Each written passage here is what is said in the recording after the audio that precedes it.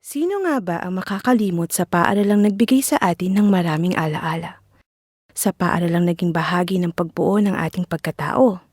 Sa paaralang nagbigay ng ngiti, ng saya, ng kalungkutan, ng kilig, at ng mga pangarap na maging matagumpay?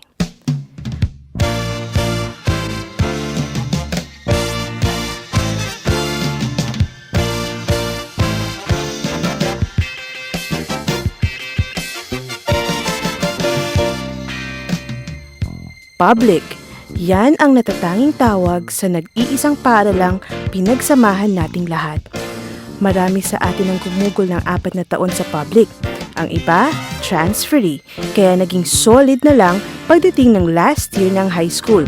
At yon ang taong 1989.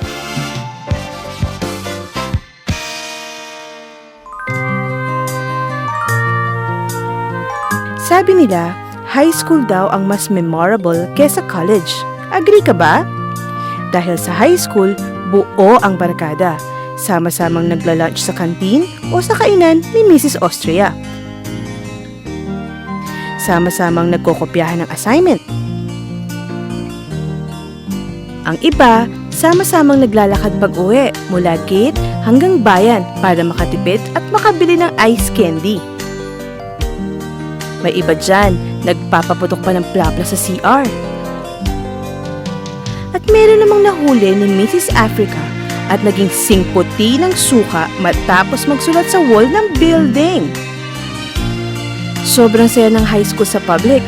May foundation day, may field trip, may sabayang bigkas, may COCC, may crush na officer.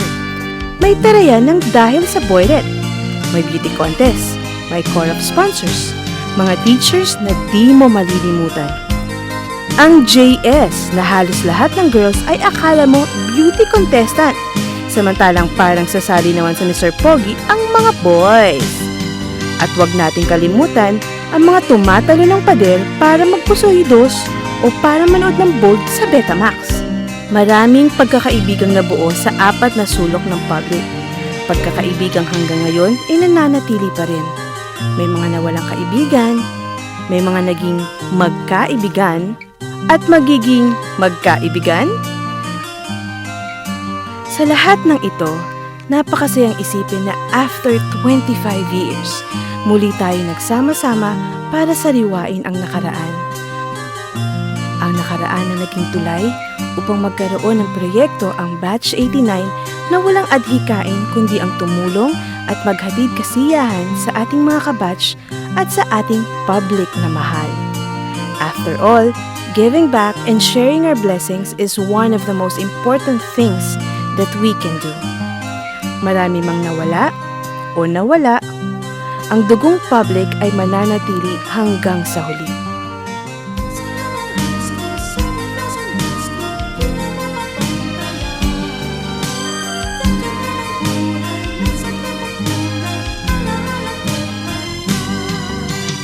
Nag-iisa ka, Novaliches High, sa aming puso at isipan.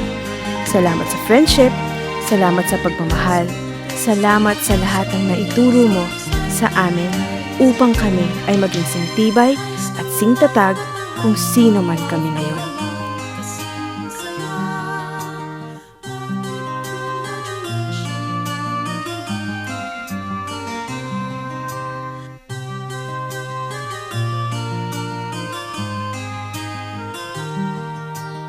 Public forever.